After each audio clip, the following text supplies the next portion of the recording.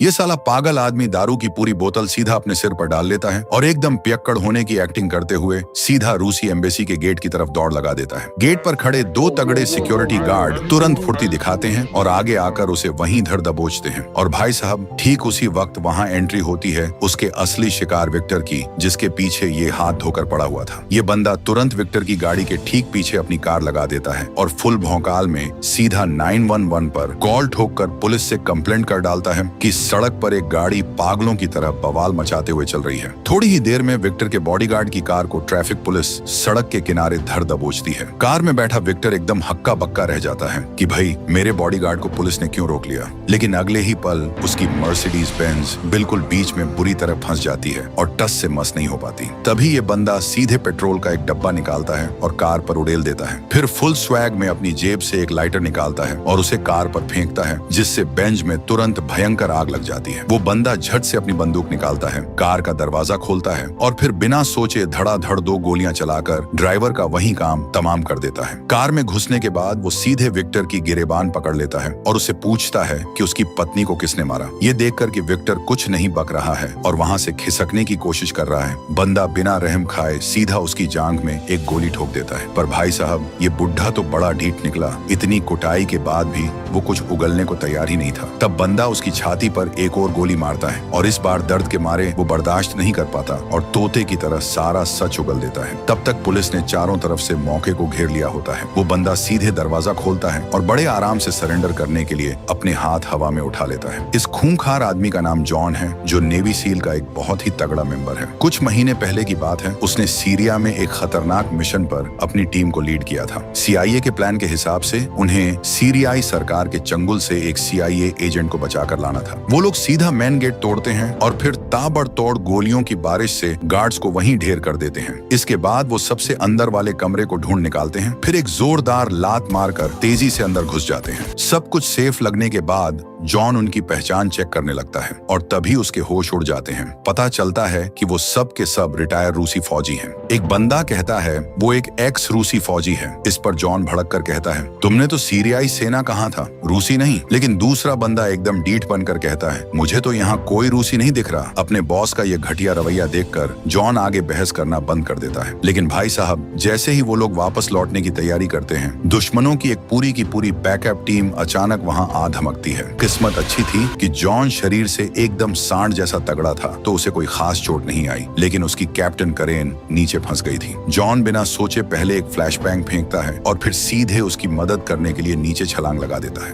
वो गजब की फुर्ती से अपनी बंदूक उठाता है और अंधाधुंध गोलियां बरसाना शुरू कर देता है। लड़ाई के बीच जॉन को समझ आ जाता है कि ये वो सेफ हाउस है ही नहीं जिसके बारे में उसके सीनियर्स ने लंबी लंबी फेंकी थी, बल्कि ये तो सीधा सीधा एक रूसी मिलिट्री कंपनी का भारी भरकम हथियारों का गोदाम है। फिर वो तेजी से पीछे खड़े 2 गुंडों को भी भून डालता है। सब कुछ सेफ करने के बाद वो बाहर निकलने का रास्ता खोजने लगते हैं। प्लेन में जॉन गुस्से से आग बबूला होकर अपने बॉस से पूछता है कि उसने उन्हें ये झूठी जानकारी क्यों दी, लेकिन बॉस ने कोई जवाब तो दिया नहीं, उल्टा पूरे के पूरे बेस को ही उड़ा देने का ऑर्डर दे दिया। सबको लगा कि चलो भाई बात यहीं खत्म हो गई, पर किसी ने सपने में भी नहीं सोचा था कि ये टीम अब एक बहुत ही भयंकर मुसीबत में फंसने वाली है। इस खतरनाक मिशन को पूरा करने के 3 महीने बाद जिस जॉन ने पूरी दुनिया में दुश्मनों की नाक में दम कर रखा था, वो अब बस एक आम इंसान की तरह अपनी एक छोटी सी और प्यारी सी दुनिया बसाना चाहता था। अपनी प्रेग्नेंट पत्नी के साथ वो अपनी होने वाली बच्ची के आने का बड़ी ही बेसब्री से इंतजार कर रहा था। घर में एकदम खुशियों का माहौल था, बच्चों के छोटे छोटे खिलौने। जॉन के लिए ये सच में एक नई जिंदगी की शुरुआत थी। वो अपनी खूबसूरत पत्नी को देखकर बस यही सोचता था कि अब उसे खूंखार हथियारों से नहीं,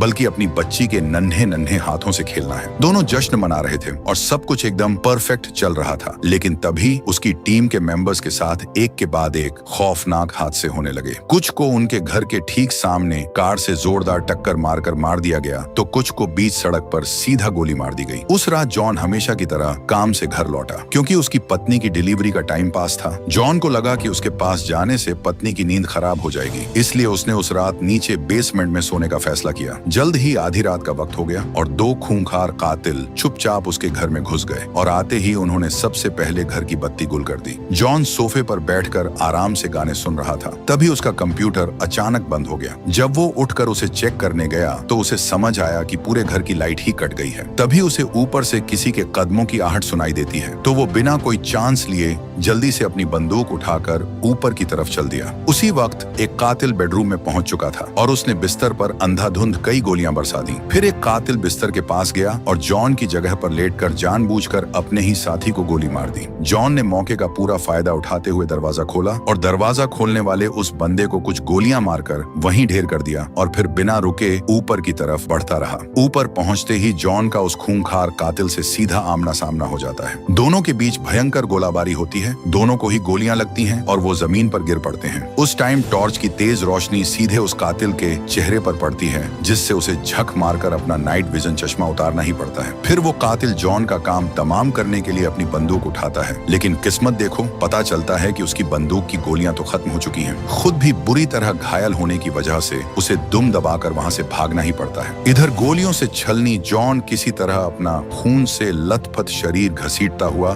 बिस्तर तक पहुंचता है। उसका पूरा शरीर दर्द से चीख रहा था, लेकिन उसके दिल में बस एक ही आस बची थी कि किसी तरह उसकी पत्नी और होने वाला बच्चा सही सलामत हो। लेकिन भाई साहब, जैसे ही वो बिस्तर के पास पहुंचता है, उसके पैरों तले जमीन खिसक जाती है। वो देखता है कि उसकी प्यारी पत्नी की सांसें पहले ही टूट चुकी हैं। वो खामोश चेहरा और चारों तरफ बिखरा हुआ खून देखकर जॉन का दिमाग एकदम सुन्न पड़ जाता है। जिस फौजी ने दुनिया के सबसे खतरनाक मिशन हंसते हंसते पूरे कर लिए थे, वो आज अपने ही घर के फर्श पर एकदम बेबस और लाचार पड़ा था। वो अपनी पत्नी को आखिरी बार सीने से लगाना चाहता था, लेकिन उसके हाथों में जरा भी जान नहीं बची थी। दुख और तकलीफ के मारे वो जोर से चीखना चाहता था, लेकिन उसके गले से एक आवाज तक नहीं निकली और वो उसी भयंकर दर्द में तड़पते हुए वहीं बेहोश हो जाता है। थोड़ी ही देर में जॉन को मरे हुए हालात में इलाज के लिए अस्पताल ले जाया जाता है। इस खौफनाक कांड को लेकर CIA तुरंत एक इमरजेंसी मीटिंग बुलाती है, लेकिन वहां बैठा रिटर बिना सोचे समझे अनाप शनाप पकने लगता है। उसे लगता है कि टीम के इन लड़कों ने पक्का बाहर कोई भारी पंगा लिया होगा, जिसकी वजह से दुश्मन घर में घुसकर बदला लेने आ गए। लेकिन करेन को अपनी टीम पर पूरा भरोसा था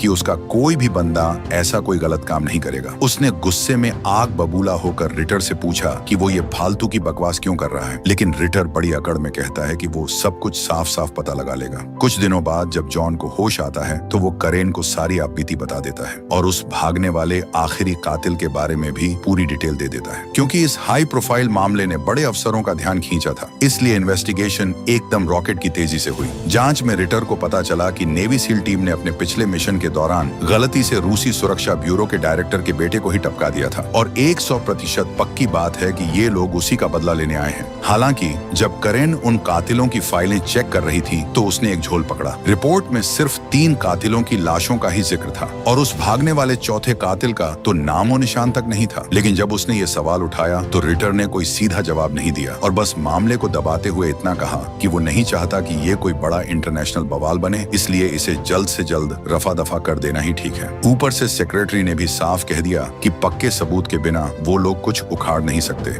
इसके बाद करेन ने चुपके से उन कातिलों की डिटेल जॉन को दे दी। उस डिटेल के हिसाब से इन कातिलों के फर्जी पासपोर्ट एक पुराने रूसी सिक्योरिटी अफसर विक्टर ने बनाए थे और वो इस वक्त वॉशिंगटन के रूसी दूतावास में ही मजे मार रहा है। उसे पक्का इन कातिलों की असली पहचान मालूम होगी। रात के घुप अंधेरे में जॉन चुपके से अपने उसी खामोश घर में वापस लौटता है। वो घर जो कभी खुशियों से चहकता था, आज एकदम वीरान और खौफनाक श्मशान जैसा लग रहा था। जॉन भारी कदमों से धीरे धीरे उन दीवारों के पास जाता है जहां आज भी उसकी पत्नी के खून के निशान सूखे पड़े थे। उस भयानक सन्नाटे में जॉन को जैसे अपनी पत्नी की हंसी और अपने होने वाले बच्चे की किलकारियां साफ सुनाई दे रही थी। उस खाली कमरे में जॉन खूंखार कसम खाता है कि वो अब पुलिस या कानून के भरोसे बिल्कुल नहीं बैठेगा। अपनी पत्नी और बच्चे का इंसाफ वो खुद अपने हाथों से करेगा और कातिलों को चुन चुन कर मौत के घाट उतारेगा। और बस भाई लोग, यहीं से वो शुरू वाला ढांसू सीन आता है।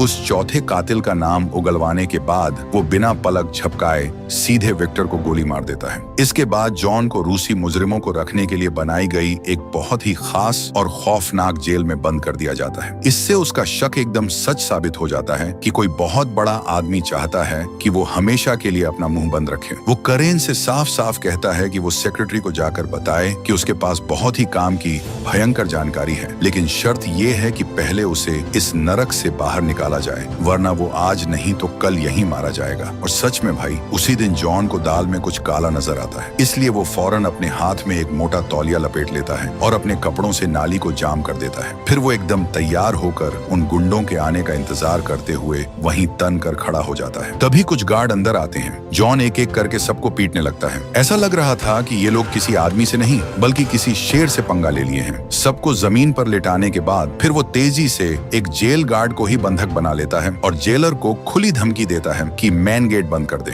थोड़ी ही देर में एक अमेरिकी मार्शल वहां आता है। वो सीधे जॉन के हाथ में एक मोबाइल थमाता है। फोन पर बात करने वाला बंदा कोई और नहीं बल्कि खुद सेक्रेटरी होता है। सेक्रेटरी कहता है कि जब तक वो मार्शल के साथ चुपचाप जाएगा, वो एकदम सेफ तरीके से इस जेल से बाहर निकल सकता है। इसके बाद वो लोग जॉन को सीधे एक सीक्रेट बेस पर ले जाते हैं, जहां CIA के कई बड़े बड़े अफसर डेरा जमाए बैठे हुए थे। जब जॉन उस भागने वाले कातिल का नाम उगलता है तो सुपरवाइजर के कान खड़े हो जाते हैं और वो हैरान रह जाता है, क्योंकि सरकारी रिकॉर्ड के हिसाब से तो वो बंदा बहुत पहले ही ऊपर जा चुका था। रिटर बताता है कि वो बंदा कभी रूस का एक टॉप लेवल का खूंखार एजेंट था और क्योंकि उसने स्लीपर एजेंटों का एक पूरा जाल बिछा दिया था, इसलिए अमेरिका ने उस पर बैन लगा दिया था। अब की हालत देखकर साफ समझ आ रहा था कि ये बंदा अभी भी जिंदा है, जो उनके लिए एक बहुत बड़ा खतरा बन चुका है। इसीलिए सेक्रेटरी ने उसे हमेशा के लिए टपकाने के लिए एक टीम बनाने का फैसला किया। जॉन सीना ठोक कर कहता है, सर, अगर ये आदमी उतना ही खतरनाक है जितना ये बता रहा है, तो आपको मेरे जैसे किसी सिर फिरे बंदे की जरूरत पड़ेगी। कुछ देर माथा पच्ची करने के बाद सेक्रेटरी ने उसकी बात मान ली। इसके बाद पूरी टीम एक बिना रजिस्ट्रेशन वाले पैसेंजर प्लेन में बैठकर बैरेंट्स सागर पहुंच जाती है। इनका ढांसू प्लान रूसी बॉर्डर के पीछे से चुपके से घुसपैठ करने का था। लेकिन भाई, जब वो लोग नीचे कूदने की तैयारी कर ही रहे होते हैं, तभी एक रूसी एयरफोर्स का फाइटर जेट उन्हें सीधा वार्निंग दे डालता है। पायलट ने शुरू में कोई बहाना बनाकर उन्हें उल्लू बनाना चाहा,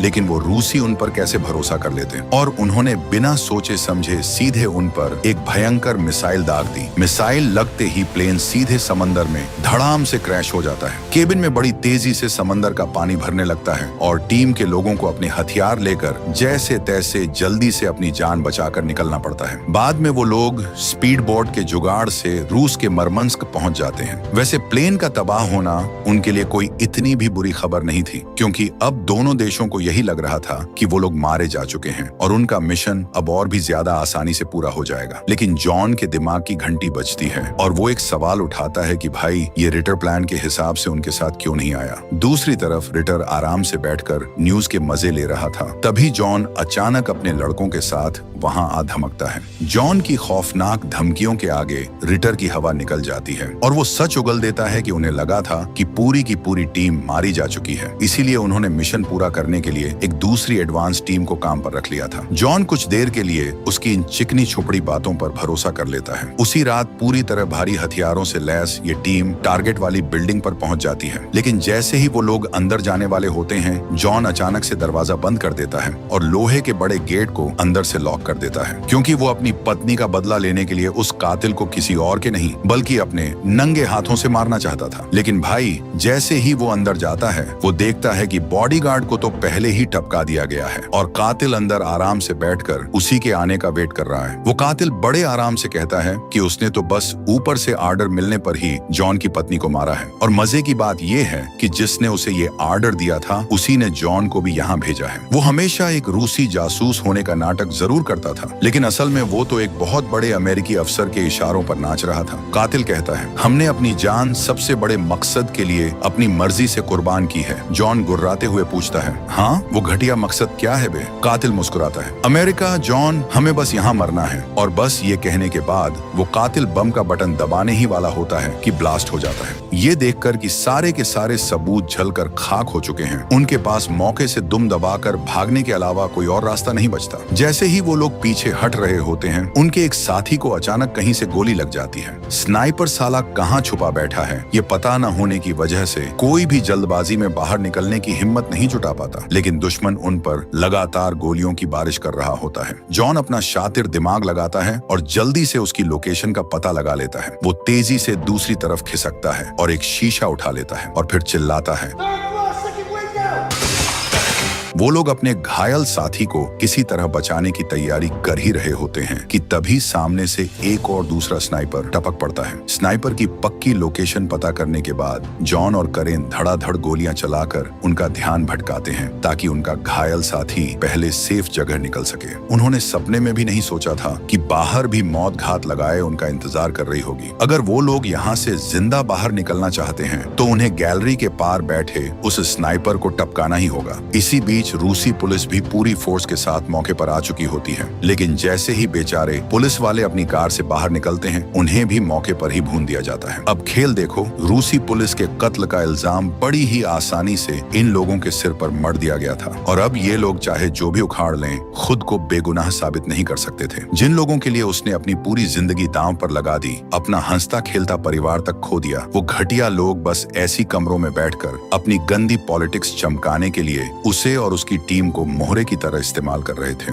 उसके अंदर का वो सच्चा फौजी जो हमेशा अपने देश के लिए सीने पर गोली खाने को तैयार रहता था, आज वो खुद को बुरी तरह ठगा हुआ महसूस कर रहा था। वो पूरा गेम समझ चुका था। शुरू से ही इस बहुत बड़ी और गंदी साजिश में वो लोग बस दोनों देशों के बीच जंग कराने के लिए प्यादे थे। अब उन्हें किसी भी हाल में यहाँ से जिंदा वापस लौटना ही होगा और उस कमीने को ढूंढना होगा जो पर्दे के पीछे बैठकर ये सारा खूनी गेम खेल रहा है। करेन तुरंत बचने का एक ढांसू प्लान बनाती है। उनका पहला काम है गैलरी में बैठे उस स्नाइपर को उड़ाना। टीम के लड़के तुरंत सामने से भारी गोलीबारी चालू कर देते हैं और जॉन एक बम का इस्तेमाल करके सीधा एक दीवार को ही उड़ा देता है और स्नाइपर पर हमला करने के लिए बगल वाले कमरे में घुस जाता है। वो लगातार फायरिंग करके दुश्मन का ध्यान अपनी तरफ खींचता है और करेन पीछे से छुपकर हमला करने जाती है, लेकिन किस्मत देखो, ऐन मौके पर उसकी बंदूक जाम हो जाती है। स्नाइपर ये देखते ही तुरंत करेन पर हमला करने के लिए दौड़ पड़ता है। जॉन मौके का फायदा उठाना चाहता था, लेकिन वो दूसरे बंदे पर सही से निशाना नहीं लगा पाता, इसलिए वो सब छोड़कर तेजी से करेन की मदद करने के लिए दौड़ पड़ता है। इधर वो कातिल करेन को सीधे जमीन पर पटक देता है। गन उठाने ही वाला था कि क्रेन सीधा चाकू घोंप देती है। उसके बाद वो लोग जल्दी से अपने घायलों को फर्स्ट फ्लोर पर ले जाते हैं, लेकिन तब तक वो पूरी तरह से रूसी पुलिस से घिर चुके थे। जॉन अकेले पुलिस का ध्यान खींचने के लिए छत पर जाने का फैसला करता है। वैसे भी उसकी प्यारी पत्नी तो गुजर ही चुकी थी और अगर वो जिंदा वापस लौट भी आया तो उसे जिंदगी भर जेल की हवा ही खानी पड़ेगी। इसीलिए वो पुलिस की गाड़ियों पर सीधा एक ग्रेनेड फेंक देता है और जानबूझकर लोगों से बचते हुए फायरिंग करता है, जिससे वो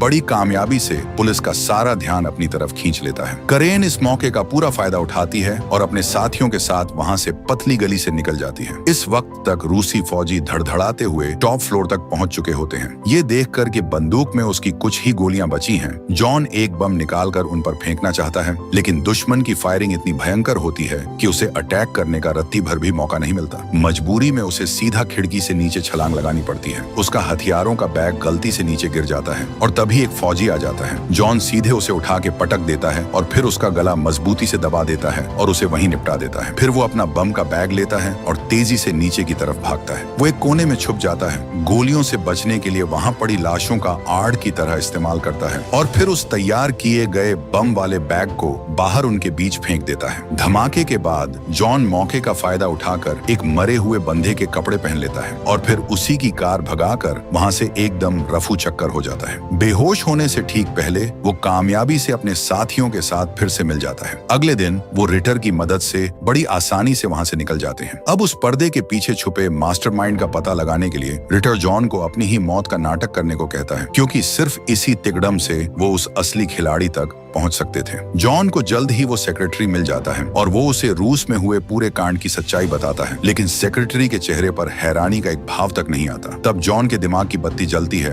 और उसे समझ आ जाता है कि हो ना हो पर्दे के पीछे सारा गेम खेलने वाला असली मास्टरमाइंड यही सेक्रेटरी है। इसीलिए वो बिना टाइम वेस्ट किए सीधे सेक्रेटरी का गला घोंटकर उसे वहीं बेहोश कर देता है और फिर उसे ले जाकर एक कार में बांध देता है। जब वो होश में आता है तो जॉन सेक्रेटरी को उसकी फैमिली की धमकी देकर सारा सच उगलवा लेता है। तब जाकर पता चलता है कि ये सब ऊपर बैठे कुछ सफेद पोश लोगों की गंदी पॉलिटिक्स वाली जरूरत थी। उन्हें जंग शुरू करने के लिए बस एक बहाने और लड़ाई की जरूरत थी। और क्योंकि जॉन और उसकी टीम ने मिशन के दौरान गलती से एक बड़े रूसी फौजी अफसर के बेटे को ही टपका दिया था, इसलिए उन कमीनों को इस बात का फायदा उठाने का मौका मिल गया। इसलिए इस सेक्रेटरी ने उस मिशन में शामिल सभी टीम के लड़कों को हमेशा के लिए खत्म करने के लिए वो कातिल भेजे थे और इसका सारा का सारा इल्जाम बड़ी चालाकी से रूस के सिर मर दिया। सेक्रेटरी की ये पूरी खौफनाक साजिश सुनने के बाद जॉन का खून खौल उठता है। वो सीधे कार घुमाता है और उसे फुल स्पीड में झील के किनारे की तरफ दौड़ा देता है और पानी में गिरा देता है। आखिर में वो पापी सेक्रेटरी कार में ही डूबकर तड़प कर मर जाता है और जॉन को सही सलामत बचा लिया जाता है। इसके बाद वो सेक्रेटरी के कबूलनामे वाली रिकॉर्डिंग ले जाकर रिटर को सौंप देता है और वो दोनों मिलकर इस पूरी खूनी साजिश का सरेआम पर्दाफाश कर देते हैं। यहीं पर हमारी ये धांसू फिल्म विदाउट रिमोर्स खत्म होती है।